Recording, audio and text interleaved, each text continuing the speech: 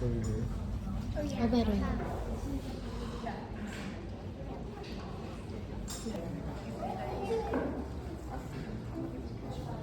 Okay. She has no name. Ay, sir. I'm Jonathan. I used to be a corporate sales manager, but I have to stop working at the age of 53 so I can take care of my ill daughter and my grandson. Very nice name. Hi. What's your name? Delia, and I'm your lecturer today. So I want everyone to have fun. So forget everything that's stressing you out. Forget your academics, kids. Okay? So forget your problems or everything. Okay, so just focus in making your candles. So let's enjoy the moment and let's have fun. And if you have any questions, just raise lang po your hands and wait lang na tawagin ko kayo. Okay? And if ever na hindi nyo maintindihan or I'm speaking too fast, just be ready. Okay. And you also have your own bed. You can take those. Kasi we have a piece after the Wala na siyang can. just joking. Okay, so let's now start. So what are the characteristics of soy wax? So soy wax is typically softer than the paraffin wax, despite being more dense and more opaque in color. Okay, so yung paraffin wax po is usually yun yung mga natitinda natin sa mga sari-sari store or sa mga grocery. Yung mga nakita niyo po na mga kandila doon, usually they are paraffin made candles. And ito po yung soy wax na doon. So, pwede yung ipasok na siya. So, they are soft and yung kulay po nila is hindi siya like white na white unlike the paraffin waxes. Okay? So, second, the industry average melt point for soy is 150 degrees Fahrenheit. So, what do you mean by melt point? Okay, so melt point po is the temperature or the point kung kailan nag-fully liquid yung wax. So, meaning, pag fully liquid na yung wax, pag nag-melted na siya, kung ano yung temperature doon, yun yung tinatawag natin na melting point. Okay? But, the 150 degrees Fahrenheit is just an average. So, it varies.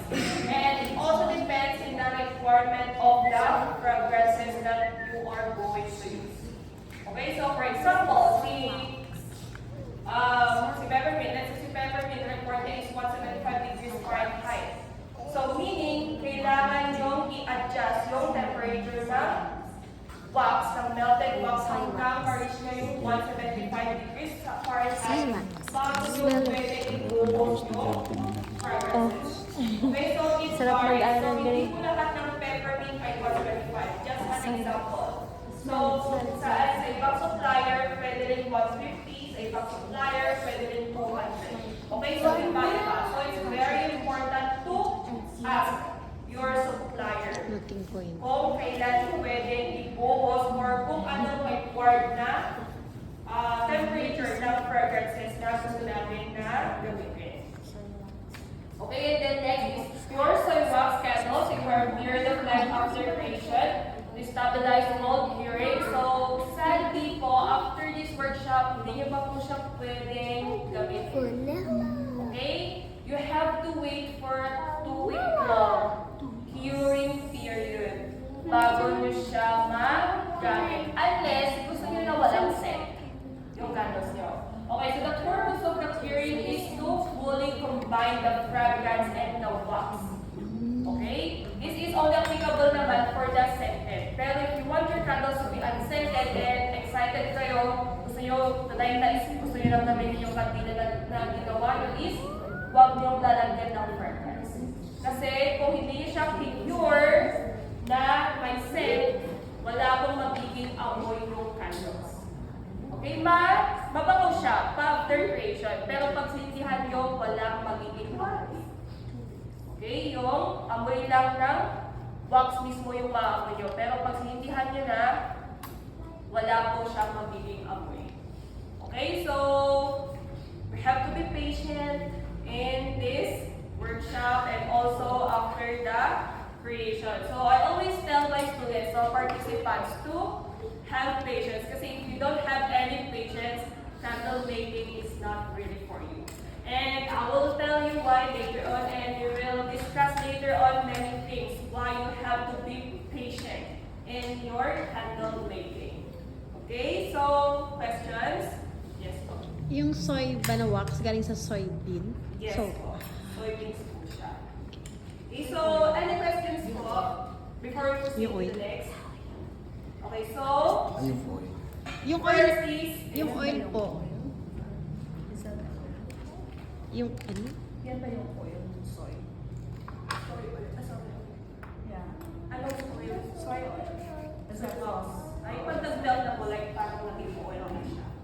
Oh, okay. So this one is Okay, so what are the benefits of soy wax? Okay, so these are the reasons why soy wax is becoming more popular and nagiging more in demand siya compared sa mga other waxes na candles. Okay, so first, it's 100% natural and vegan. Okay, so again, so it comes from soybeans, yung soy wax, which is renewable and natural. Okay, and the next is it is salt and smoke free. So, yung candles natin, yung soy candles natin, meron naman siyang small amount of smoke, but that only come from the wick or yung pizza na tinatawag in Tagalog. So, this is the wick. Okay, so pag burn natin dito, is meron siyang produce na small amount of smoke, kunti lang, and eventually, and the next burn, wala na siyang magiging smoke. Okay, so that's why mas preferred ng mga consumers yung soy wax kasi it's clean burn. So, safe for the environment and of course, especially to us humans. And next is longer burn time and it is longer burn time compared to the paraffin candles. Okay, let's have an example for us to understand better what I'm saying. So, for the paraffin, let's say you purchase or bumili tayo ng 100 grams na paraffin candle and 100 grams of soy candle. Okay, so si paraffin candle is nauubos siya within 5 hours. Okay, and then si soy wax naman is mauubos siya within 15 to 20 hours. Oh, kaya siya Okay. mahal. Kaya mahal din siya. Yes. So, kung isipin natin, in the first, parang mas mamamahalan tayo kay soy wax. Pero in the long run, kung magko-compute tayo, mas makakatipid tayo lalo kay soy wax. Okay? Sa first lang tayo magagastuhan. Pero sa paraffin naman, cheaper na natin siya nakuha, pero paulit-ulit naman tayo bumibili. Unlike kay soy candle na for long term siya. Long term compared, 3 to 5 times longer compared to paraffin candles. Okay, so next is lower melting point and scent retention. Okay, so again, lower melting point. So the average is 150 degrees Fahrenheit, but again, this varies per supplier. Okay, so yung 150 degrees Fahrenheit that I'm telling about is just an average. It depends ulit sa mga supplier kung ano yung sasabihin nila. Okay, so huwag mahihiyang magtanong sa mga suppliers. If the detail is not there, ask the supplier. Okay, so minsan tinatamad tayo magtanong. Okay, pero don't hesitate to ask questions kasi para hindi rin tayo makagasto. Tapos mamaya mali-mali pala yung mga ginawa natin kasi hindi tayo nagtatanong. Okay? Question. Pero example po, hindi, example, excited ka lang talaga, hindi mo alam yung boiling point, anong mangyayari? Hindi siya. Pwede kayo ma-encounter ng mga problems. And we will discuss it later on the troubleshooting. As Yes. in, And then next is Minsan no talaga, carcinogens or hindi naman toxic, kasi so instructions, making it excited safer ka. again to consumers and of course to the environment. And then it's hypoallergenic. So, and next, it is safe and easy cleaning. Okay, so since it's safe and easy cleaning, pag natalsikan po tayo ng melted soy wax, hindi po tayo magkaka-incur ng burn. Okay, pero it doesn't mean naman na safe na talagang ikaw na natin yung kamay natin sa melted wax, ha? Hindi ganun. Okay, so that's why we have the thermometer to monitor the temperature of the wax. Okay, so we can use our hands para lang masabihin natin na ganito yung temperature natin, hindi nagtat tayo. Okay, so pagbili hindi ng na bahay yun. So we natin. have the digital thermometer to monitor that temperature. Okay, which we will use it later on in the Yung step by step in making our candles from the scratch. Okay, and also it is easy cleaning. So after your workshop, pwede nyo rin gamitin ulit yung mga container natin. So pwede nyo po siyang linisan using warm water and soap. Warm Patatanggal na yung wax. Okay, and also we can avoid din na malagyan ng wax yung hands natin. So para lang matanggal yung greasy na feeling ng mga hands natin, pwede natin siyang hugasan with soap and water. Matatanggal na siya. Okay? So, any questions? Naiintindihan lahat? Okay, so, next is what are the characteristics of soy wax candles? So, first, soy wax candles have a memory. So, that's why you should burn your candle at least an hour. Have a memory. Okay, and to avoid tunneling, which we will discuss it furthermore in the troubleshooting. And then next is, you may also notice that sometimes your candle will sweat in high ambient temperature. So this is a natural occurrence for soy candles. Like humans, pinagpapawisan din yung mga kandila. Okay? Pero we can avoid this if we store our candles away from the direct sunlight and the cool dry place. Pero it happens. Kahit ganun yung ginawa natin due to our changing environment and unstable temperature, nagkakaroon pa rin siya ng pawis, yung candles natin. Pero hayaan nyo na lang siya. Hayaan nyo lang siya mami. After all, it doesn't affect the quality or the scent of your candles. Okay? So, parang human din. Sila pipawisan, matutuyo. Okay? So, ganun. So, next is the frosting. So, frosting is just an aesthetic issue. Okay? And it doesn't also affect the quality or the scent of your candles. Pangit lang siya tignan, kaya naging problema siya. Pero hindi talaga siya like problema na problema. Pangit lang siya tignan. Just an aesthetic issue.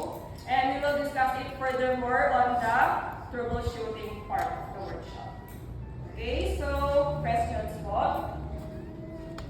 Okay, wala naman. So let's now begin our step-by-step in making our candles from the scratch. So let's check first our materials. Okay, so you have the 2 jars, and then the wick, the cotton wick. Okay, yan, and with sticker under. May sticker dapat dyan sa ilalim. And tatanggalin later on yung takip ng sticker para madikit sa gitna ng jar. And then your digital thermometer. So, pakita ko na lang po sa packaging. And then tatanggalin yung cover nito sa gitna. And then turn it on. Okay, and check it if naka-degrees Fahrenheit or naka-may F. Okay? And if hindi siya naka-degrees Fahrenheit, please press the C/F button para ma-switch siya sa degrees Fahrenheit. Para isang number lang yung pinag-usapan natin. So, dapat naka-degrees Fahrenheit lahat. Okay? And then your spatula. Okay, you can use that as a stirrer. And then the popsicle, yes. And then the popsicle you can also use as a stirrer or a wick holder. Okay, so pwede mo siyang gamitin later on para ma-center yung mga wick natin. Okay, and also your wick trimmer. So this is what we call the wick trimmer. Okay, so ito yung pang-kakat natin later on ng wick para magiging short lang siya. Okay, this is wick trimmer. And then, this is a wick metal holder. Okay, so even gamitin natin para ma-center yung wick sa jar. Okay, para ma-hold niya yung wick sa center. Para hindi siya mag-move later on pag pinuhos na natin yung soy wax. Okay? Okay, but don't proceed to the next step without my instructions. Okay, I know everyone is excited. Baka mamaya malambot pa yung box at lagyan ng designs. Okay? We will use the last part of the workshop to do the designing para you have enough time to decide and to be creative on your designs. Okay? But for now, let's discuss candle making. So this is melting the wax. Okay, so actually we have different methods in melting our wax, but I'll only discuss to you the most popular ways and the beginner-friendly methods. Okay, so first is the double boiler method. Okay, sino dito yung makinig mag-bake? Meron ba? May nag-bake ba? Bake. Okay, so we have the what we call the double boiler method. Okay, so in this method is pag may hindi na kayo ginagamit ng pot or mga kaldero sa bahay nyo. Okay, and then pwede kayong magpakulo doon ng water, and then pag kumulo na yung water, i-place nyo lang yung melter pot. Okay, or melting pot. So this is what we call the melting pot. Pero you can also use naman the mga heat resistant na mga measuring pitcher or measuring cup. Okay, pwede rin naman. Or yung kahit mga glass bowl na heat resistant. Pwede rin. Yes. What should it be? Ano yung material nila? Aluminum. Yes. As long as sa double boiler method, we can use kahit not necessarily sa double boiler method, not necessarily na aluminum, basta heat resistant. Kaya niyang i-resist yung boiling water. Pwede na. Okay? So not necessary aluminum if you use that method. But I really recommend the double boiler method for the beginners na pag pinag-iisipan niyo pa kung gusto niyo talagang ituloy yung candle making para hindi mo natin mag-incur ng mga cost or mga expensive materials and tools. Okay, and then the second one is directly to the stove. So like what I'm doing here now. So if you parang marami na kayong gagawin na candles or you decided na tuloy-tuloy ko na to, magbebenta na ako nito, this is for me. Okay, so pwede na kayong mag-direct the stove. Maramihan na ng volume yung gagawin. Okay, kasi medyo super hassle naman kung mag-double boiler method tayo. Okay, kasi kunti lang yung mga gawa natin sa double boiler method. Unless siguro yung caldero nyo ganito kalaki. Diba? And ganito din yung melting pot na gamitin natin. Okay, so if you are still thinking if you want to do the candle making, I recommend the double boiler method. And afterwards, and if you are really decided na, is directly to the stove na para mas marami na kayong magagawa. And just a note na if in melting wax, it is very important to stir your wax, melting wax from time to time para mas mabilis siyang ma-melt. Okay, and of course, while melting your wax, you have to monitor using the digital thermometer. Kasi again, we have a Temperature. temperature that we need to meet per scent or per fragrance. Pero, okay, so our requirement for the fragrances na nandyan is 150 degrees Fahrenheit. All the scents there, requirement na is 150 degrees Fahrenheit. So meaning, kailangan natin hintayin hanggang ma-achieve ng wax natin yung or ma-reach yung 150 degrees Fahrenheit. Okay? So I'll distribute to you your melted wax and then turn on your thermometer and then monitor the temperature. Okay? So aakyat ko so baka mabigla kayo, aakyat ko yung mga temperature. Baka may isang umabot din ng 200 plus. Okay? So just wait lang na bumaba. Okay? So one thing na kung bakit dapat may patience kayo sa candle making, kasi maghihintay po tayo. Ano yan? It's chemistry class. General chemistry ito ngayon. General chemistry. Sports na lang po.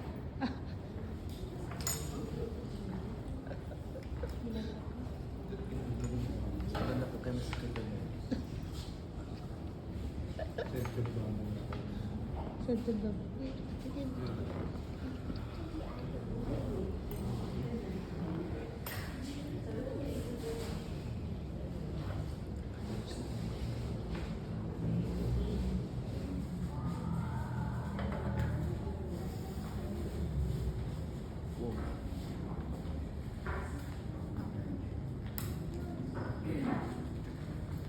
Your wax.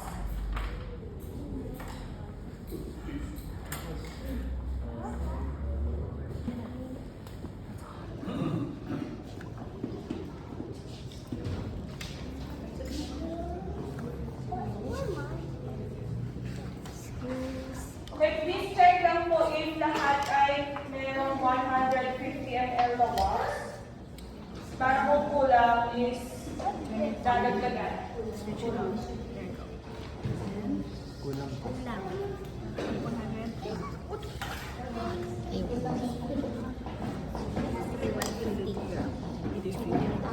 Ay, level. Multipetot na lang.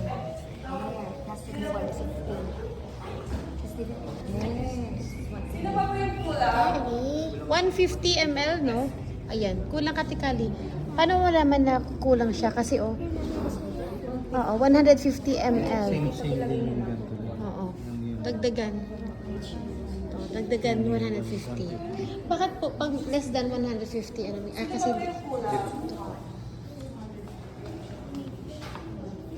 lower meniscus meaning eye level sa 150. Yan. Sakto na po ba lahat? Ano? So that you will know. Same. Okay, so please monitor Tapos the 150. temperature of your wax until it reaches 150 degrees Fahrenheit. Don't hold it. Let it stand Okay, lang. so wag natin siyang iangat-angat yung thermometer. Wag na para i-let din, i-set oo. yung temperature. Mag-set lang siya. Observe mo lang siya. And then you will also notice na baka mag-o-off po yung thermometer natin. So, i-turn Yan. on nyo lang po siya. Look, I am Okay, so monitor the temperature of your wax and once it reaches 150 degrees Fahrenheit, add your fragrance oil. Okay, so please monitor. Pag mag 150, add your ano na. Okay, so once it reaches Pag mag 150 na, 150, 150, 150. add your fragrance oil and stir it for 2 minutes. Okay? 5-0. Ilang drops? Okay, it's going good. 104. Going good. Aakyat po yan. Ano nakasabi? So please check po kung naka-Celsius or Fahrenheit yung temperature ng thermometer.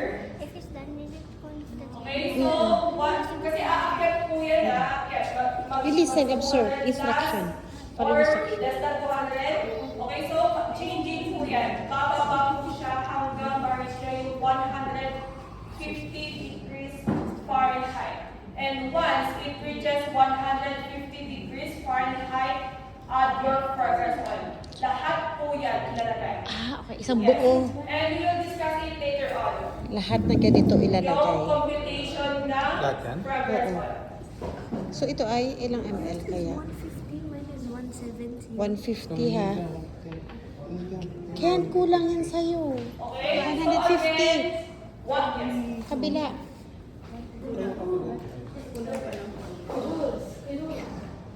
Okay, so wag niyo po muna nilagay yung mga fragrance. Once it reaches 150, doon lang po tayo maglalagay. Mamis kasi pag hindi siya tugma sa 150, less than more than, ano mangyayari?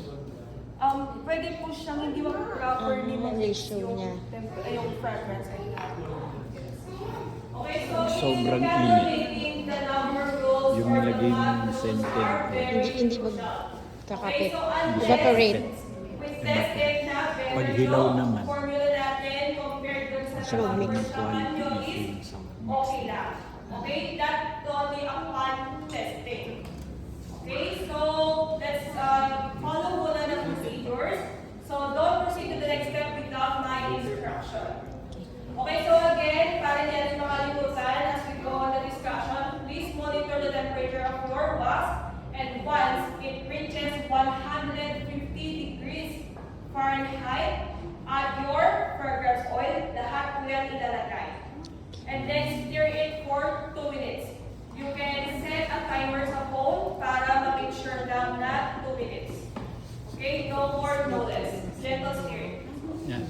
Kanina, nung pinakulo mo yung soy wax, so buo siya, di ba? Yes. Tapos nag-melt na siya. More or less, para mag-melt siya, ilang degrees yung init mo.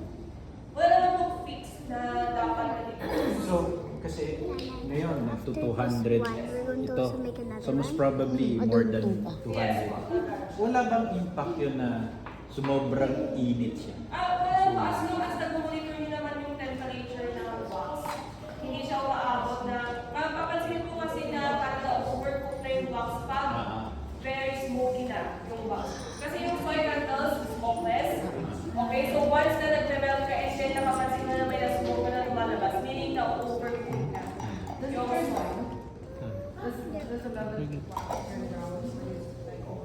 Yes. Yes, nagiging medyo nagkakaroon siya ng blackish. So kung sinasabi natin na 150 yung melting point niya, ano yung maximum na dapat, kunwari 250, hindi na siya lalabas? Gano'n ba? Usually naman po, pag 250 to 300, kinakaya pa naman. Kasi may mga fragrance oil kasi na requirement is 275. Mataas. Yes po. So meaning, pag nausong na talagang super hot na, more than 300 na yun, na Fahrenheit. Yes po. Bali yung temperature po kasi ng box natin is nakadepende sa required na temperature ng fragrance na natin natin. So ito ngayon 150. Yes.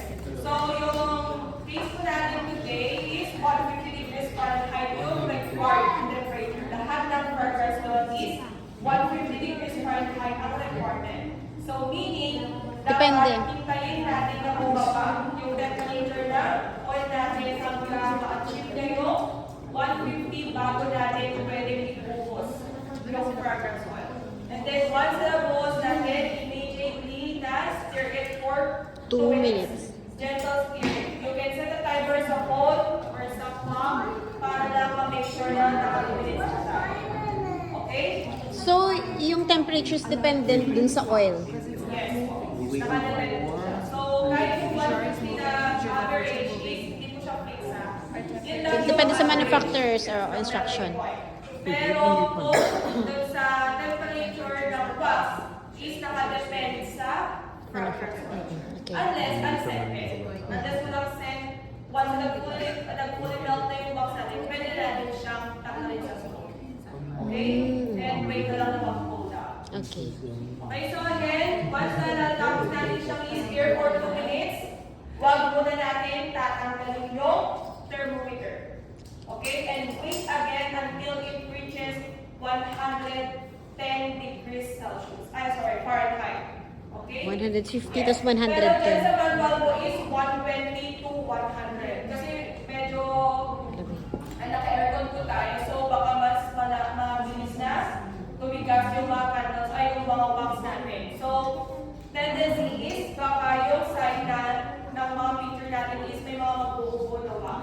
So, to avoid that, para hindi rin sayang, yung wax na matitira is kahit 110 is pwede natin siyang ibuhos sa jar. Okay, so it depends to you kung ilang jars yung gusto yung gawin. You can do 1 or 2 candles. If you want to do 2 candles, divide into 2, so 150 divided by 2, so 75 grams or ml each jar. Okay? And depende po sa inyo kung paano yung sa design nyo. Kung may mga malalaki na gusto nyo, laging maraming designs. Okay? So it depends po sa inyo. Or pwede naman isa kung gusto nyo punuin ng box yung jar nyo. Okay? Pero if you decide that 2 candles is divided into 2, so that is 75 grams each jar. Okay, so naka 150 na may measuring naman po dito, so may 75 dyan. So use the measurement here for your reference. 75. Okay, so while monitoring the temperature of your wax, let's prepare your jars. Ali. Okay, so in your jars, attach the 2 cotton wicks at the center of each jar. Tanggalin niyo muna po yung mga sticker, yung takip ng sticker. Hindi lahat ng sticker dun sa ilalim sa tatanggalin. Tanggalin lang yung nakatakip dun sa sticker. And then attach it at the center. Idikit po natin siya sa center ng jar natin. Okay, and then medyo... Yes, okay, so... Wala. Which one ang tatanggalin? Yung sticker. Tanggalin yung sticker. So weak. Okay, and then, okay, so while we do the next steps, please monitor the temperature of your wax. Okay, again, just a reminder, once it reaches 150 degrees Fahrenheit, ibuhos po lahat yung fragrance oil and stir it for 2 minutes. Measure the diameter of your jar.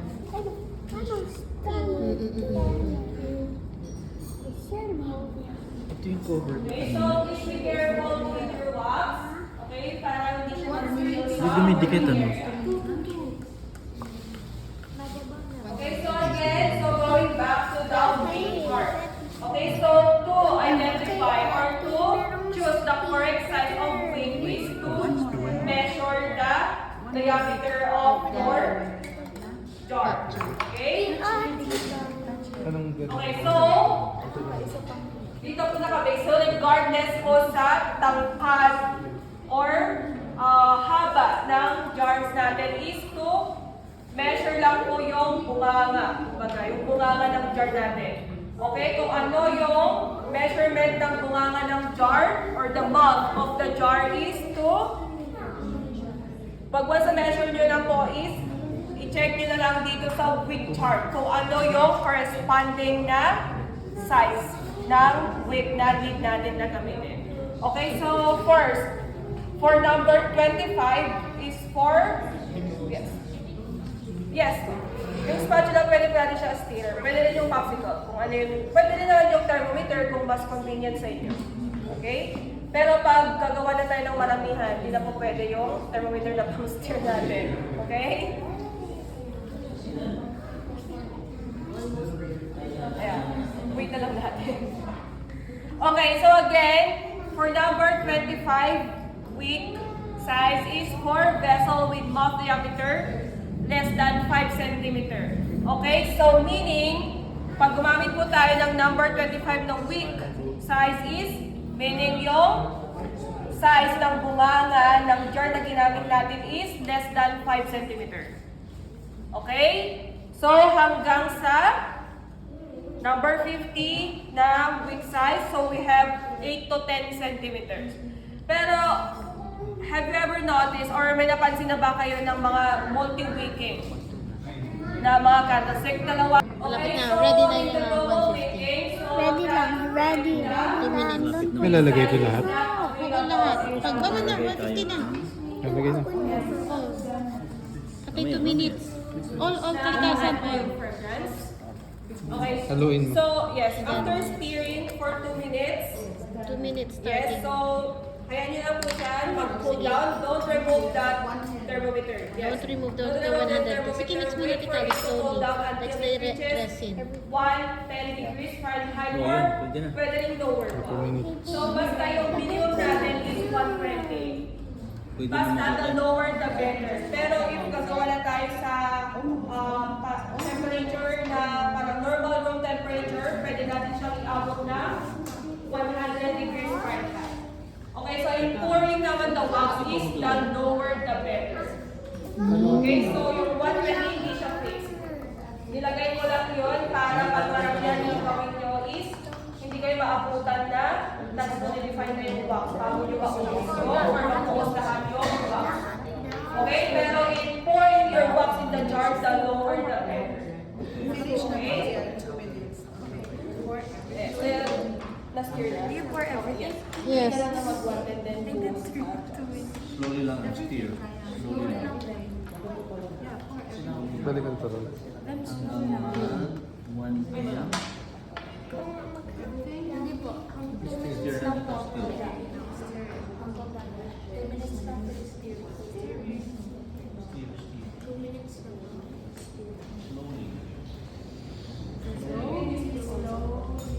Kalikasan. Smile kami na tayo. Kalikasan, smile ka dito. What a place. Look at me. Yung din sa trabaho mo. Ivan. Ivan.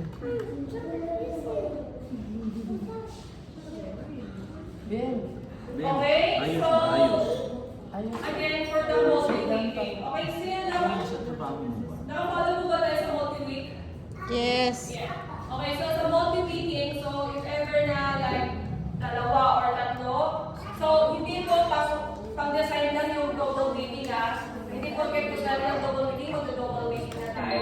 Okay? That's only possible if yung wick natin na dapat gamitin is not available in the market. Okay, so So wait for 110 degrees. So, for example, Wait for 110. 20 centimeter yung Pag mag 110. na jar na gagamitin natin. Okay, so dito pa sa wick chart is Still, 2 minutes na.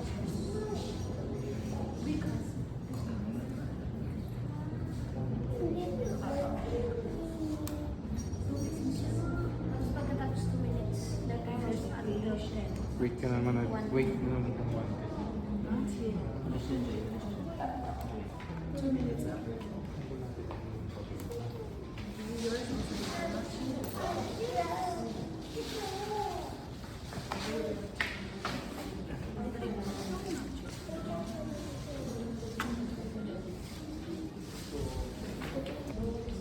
okay, so assuming lang na this is a 70 centimeter wide na jar. So dito dalawang wick tayo.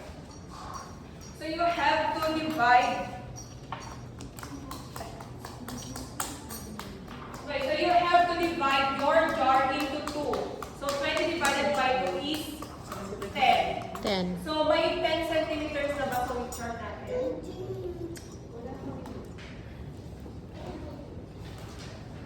Pagkatapos ng 110. Pag tapos ng 110, Yeah. Okay, so yung wick jar natin is yung nandito sa number 2. yun pa lang sinabi niya. So know your weight. Ay, oh, no, you're right. Okay, so Weeks pa lang. meaning, so may 10 centimeters na ba? So meron na. So meaning, dalawang number 50 yung i-attach natin at the center of each side. Okay, so hatin natin siya ng dalawa. So meaning, dalawa na yung nalagyan natin ng wick. Okay, so dalawang 50, number 50 and isang number 50 sa center ng each side. Okay, so that's how you do the double wicking. Pero if you decide naman na tatlo, same procedure, just divide into Layers. 3 and then attach the wick at the center of each side of the jar. Wala pa, 110. Okay? Layers. Yes. So properly,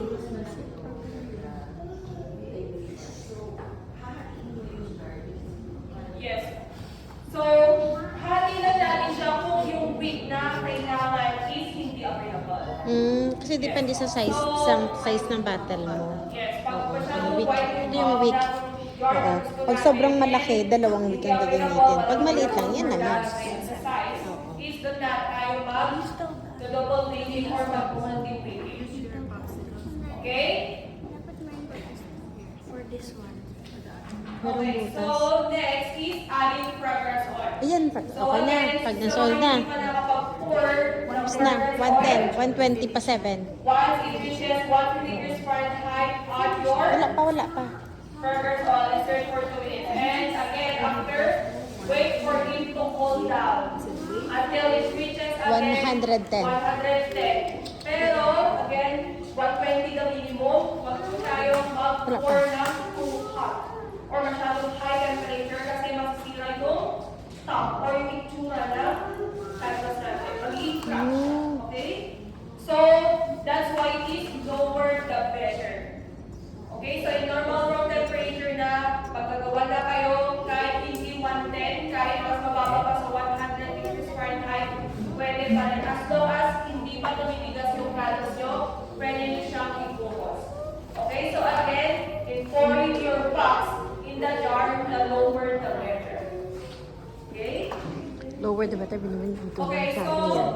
how to calculate the amount of fragrance oil Lower you the need better, to use? near Okay, lang. so the amount of fragrance oil that you are going to use is called the fragrance load.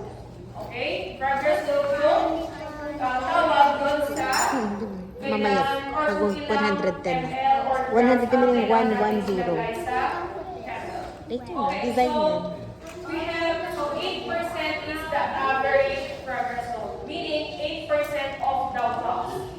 So if we have, let's say, 100 grams, so yung 8% doon is 8. So 8 ml ang ilalagay na fragrance oil. Pero that's only an average. Okay? You can go up to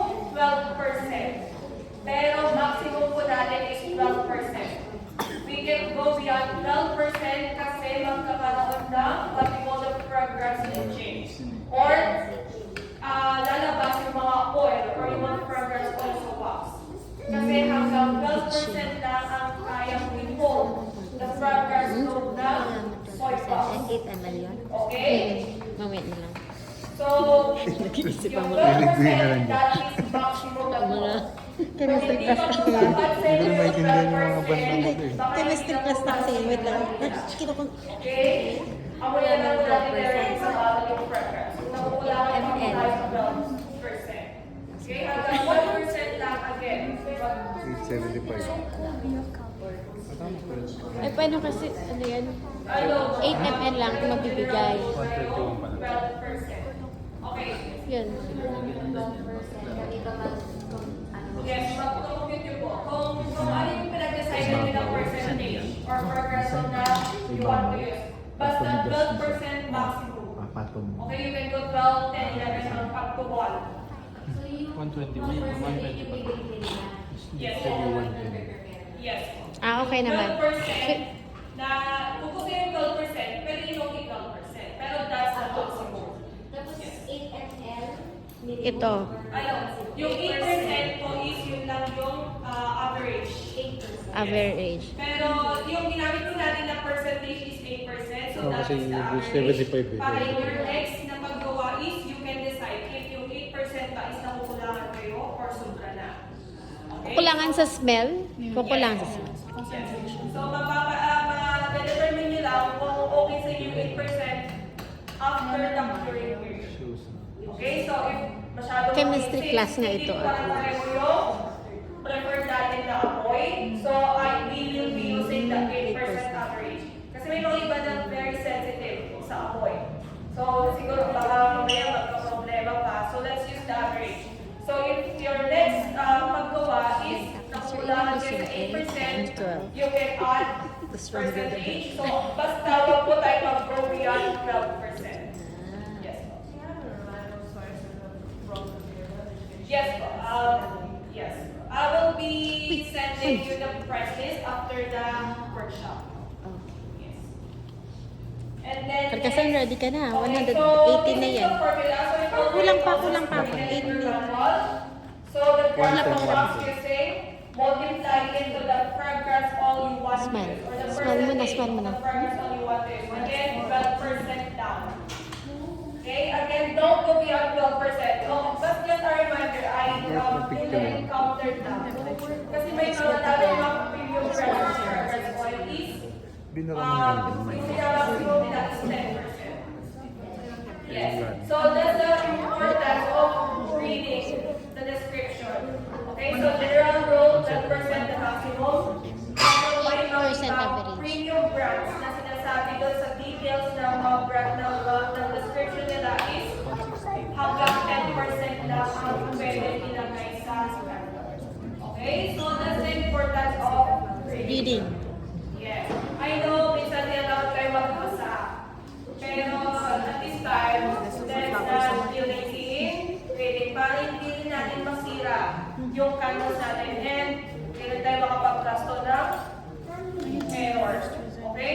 After this, it will also be a trial and error period. So, wag na tayo, magbasa tayo and be patient in making our canvas. Yes. So, wag muna tayong bumili din ng mga bug.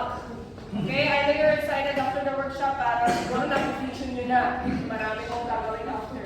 Okay? Pero if nagka-canvas pa kayo or nag-check pa kayo ng mga materials, bumili muna kayo ng kunti-kunti, mga tester size muna. Okay? And then decide kung ano yung pinaka-swak na quality na gusto nyo. Okay? So if it doesn't fit your standard or hindi siya pasok sa quality na gusto nyo, please don't sell it or please don't give it as a gift or siguro sabihin nyo lang na hindi nasisilihan. Okay? So, yun. Question. Yes. 117 na to. Yes. Yung temperature. So, kunwari gusto ko na siya isalin, di ba? Pwede ko ba siyang i-mix ulit? Yes, Bago pwede. isalin? Pwede naman po. Just gentle steering lang. Okay, yes, So, pwede pa rin yun. Yes. Mag-steer tayo. Pwede naman from time to time na mag-steer, pero gentle steering lang. Say, multiply it with the percentage of the fragrance all you want to use, and that is equal to fragrance load, or kung gano'ng karami. Yes po. It's 110. So, you can pour that. You can Slowly. So 75 grams. 110, oo. 75 each. So, sa side, Kuya Ken. Okay, so once it reaches 110 or lower, okay, so again, yung 110 ko is hindi naman siya fixed. You can go lower sa wax. Wag lang yung nagsusolidify na yung side para hindi lang masakit. 75 pa, Kuya Ken. Pagdagdag pa ng konti. Pero yung pouring again, the wax sa jar is the 110 pa lang yan. Pero since naka-aircon tayo, baka mabilis na mag-solidify yung side ng cup natin. So, better to pour in na lang sa 110 para hindi masaya yung mga masira na wax.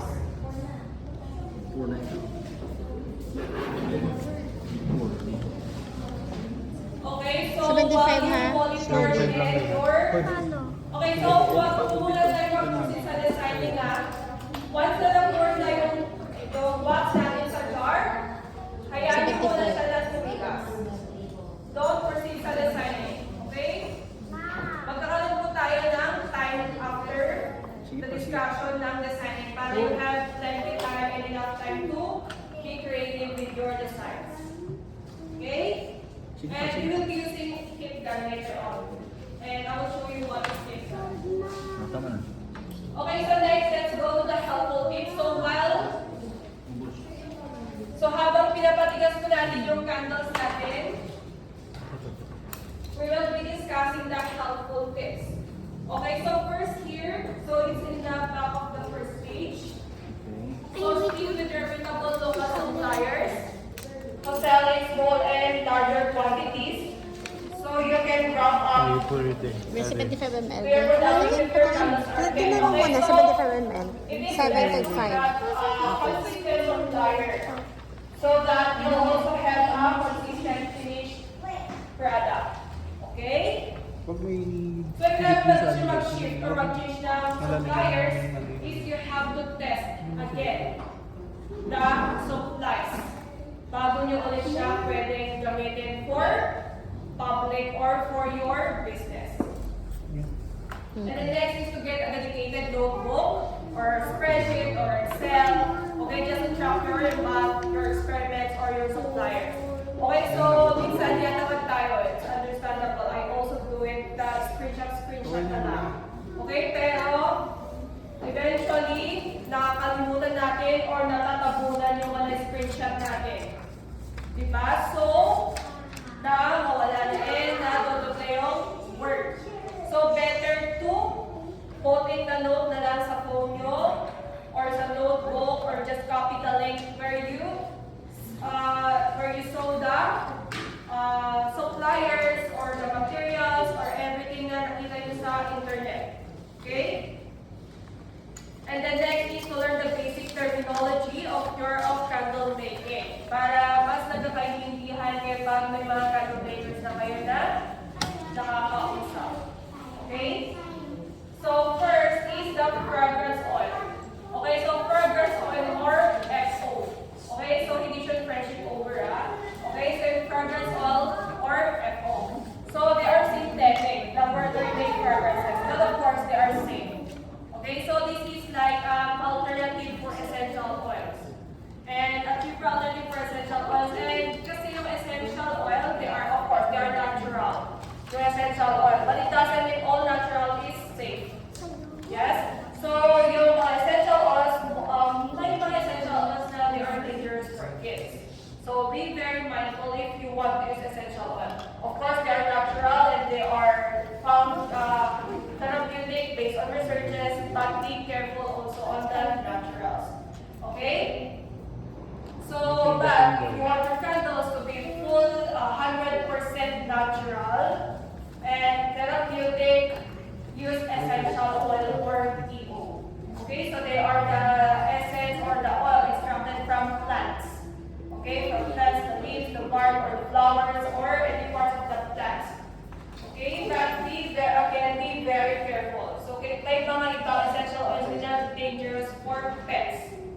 Okay, so kahit kunting napunta lang sa dila ng mga pets natin na essential oil na certain essential oil na is pwede nilang ikamatay. Okay? Okay? And also may mga case na allergic sa mga ibang essential oils. So be very careful. And then next, the hot throw or HT. Okay, so hot throw means yun yung amoy ng candles natin after the curing, pag sinindihan na natin. Okay?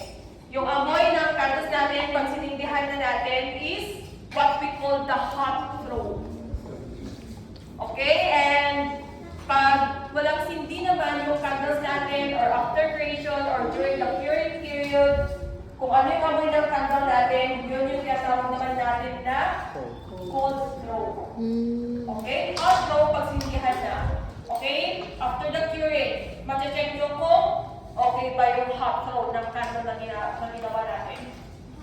Okay? So, cold throw is easy to achieve.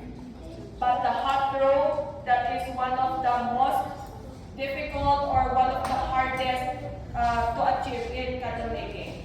Okay, so marami talagang candle makers na nag-struggle in achieving an excellent hot throw. Yung cold throw, very minuhusan lang ng maraming fragrance oil. Excellent cold throw na yan. Pero the crucial part is pag sinindihan mo na, may magiging amoy ba. Okay, so mahirap po yun minsan i-achieve. Lalo na pag yung mga quality ng materials natin ay hindi maganda, hindi kinure ng maayos. Kasi may mga iba actually excited na mag-burn na ng candle sila, hindi na kinure. So walang hot throw. Okay, so may mga iba naman na suppliers na or candle makers na minsan chini-cheat nila yung candle. Yung mga pagkagala ng candle. So, may mga iba na parang ini-sprayan muna yung top or yung surface ng candle para maging, syempre, di ba, pag bumili naman tayo, naman natin pwedeng sindihan bago tayo pwedeng bumili, di ba? Yung magbe-base naman tayo sa kung ano yung naamoy natin sa wax or yung cold throw. Hindi naman tayo nagbe-base kung bibili ba tayo or hindi. Yes. So, may mga iba, lalo na yung mga sinashare ng mga participants dito kasi parang gusto din nila na sila na gumawa. Kasi may mga nabibili sila sa una lang daw para mabango. Pero pag nasa middle na sila is wala na nagiging amoy.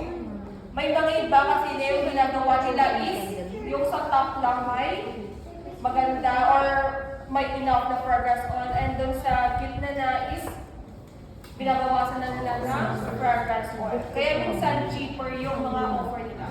Pero hindi ko lang sinasabi po na cheaper na yung candle ng seller is may ginawa na sila talagang iba. So depende pa rin naman. Hindi naman lahat. Okay, so next is melt pool. So melt pool basically just the melting wax in a burning candle.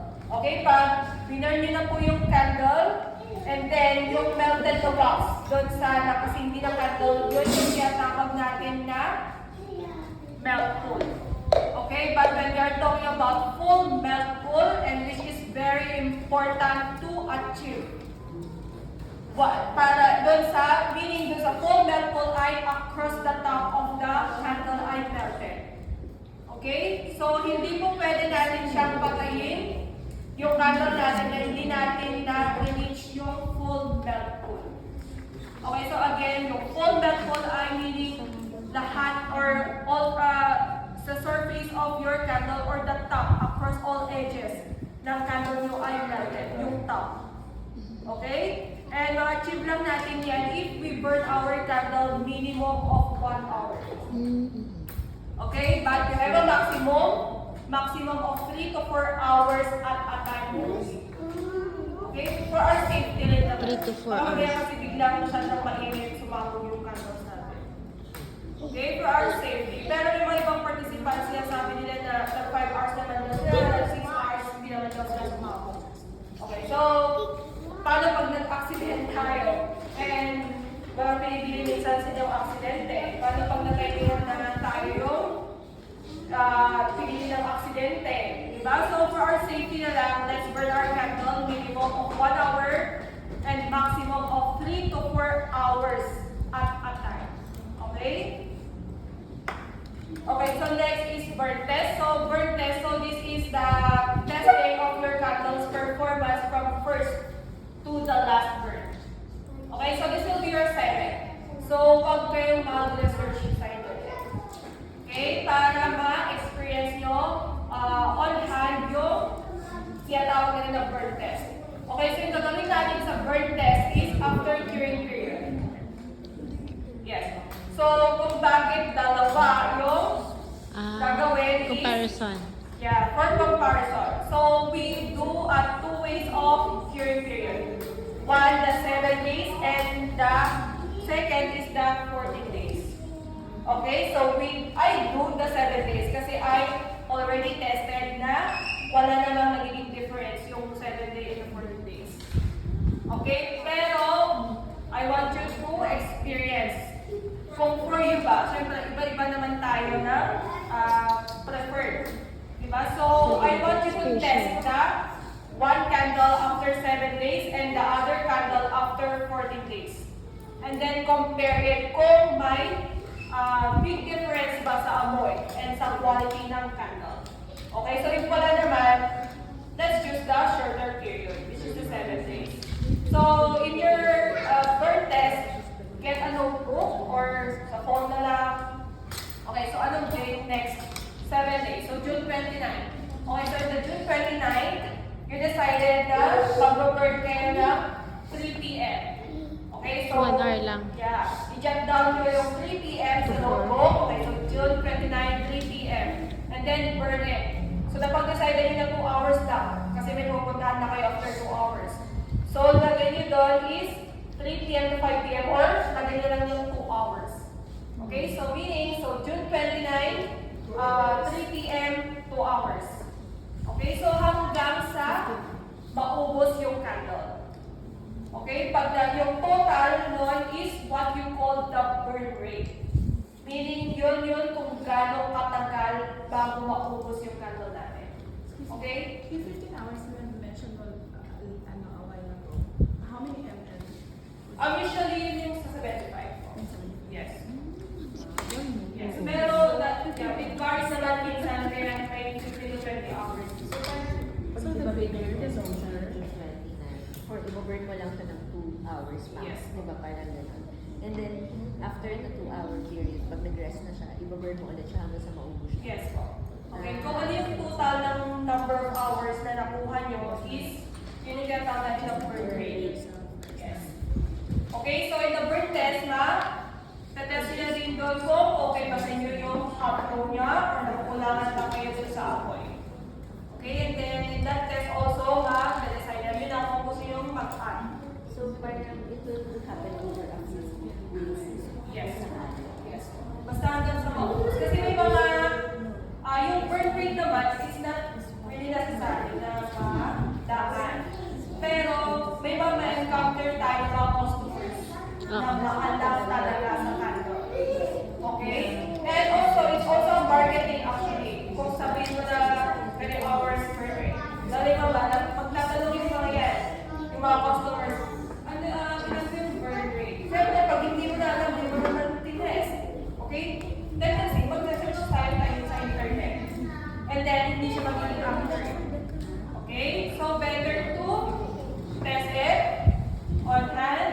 Okay? Para alam nyo in actual kung ano yung tinatawag natin ng burn rate. And then next, the fragrance load again. Ito yung gaano karami yung nalagay natin na fragrance sa candles natin. And then melting point again. Ito yung kung kailan na fully liquid or fully melted yung Candle. wax natin. And yung temperature nun, binigyan daw natin ng melting 10 point. point. 50. And then next, the pouring point or temperature. 10. The 110 or the 120 down. And again, the lower the better. And then next, mixed temperature. Ito yung required na temperature ng fragrances bago natin siya pwede ibuhos. Okay, so again, huwag tayo mahihiya na magtanong sa suppliers kung hindi naka-indicate sa bottle kung anong dapat na temperature kung kailan natin pwede ibuhos yung fragrances. And the next, APT, always be testing. So always test your candles, your finished product before before natin siya i-offer sa public or to the market. And if hindi siya pasok sa standard natin, please don't sell it. Okay? And then next, you'll be needing a kit gun eventually. So, ito yung parang pansin ko, ito yung parang pinaka-excited na part na gusto na i-try ng mga nagiging students. So, you will be using later on the kit gun. Okay, so the kit gun is the best friend of random makers. Kasi almost lahat ng nagiging problem ng candle na encounter is nasusolusyonan ng Keep gun. kit gun. Okay, so I really suggest, I really recommend you to invest on kit gun. Pero if ayaw nyo talaga, kahit hindi po kayo, if my ear blower naman kayo, pwede naman yun. Okay, just the lowest setting. Kasi masyado mainit yung ear blower. And we will use this also para madikit mamaya yung designs. And if ever na hindi sapat sa atin or nakukulangan tayo sa pagka-smooth ng top ng canvas natin, pwede natin gamitin to smoothen the top of the canvas. Okay? And then next, so that's again, it's okay to get it on the first try. But of course, our goal is to get it right in the first try. So be patient and test again. Okay, so questions po before we proceed sa costing. Rest So, for a while. okay, so Rest kung muna. gusto mag-business, so this is a very important discussion.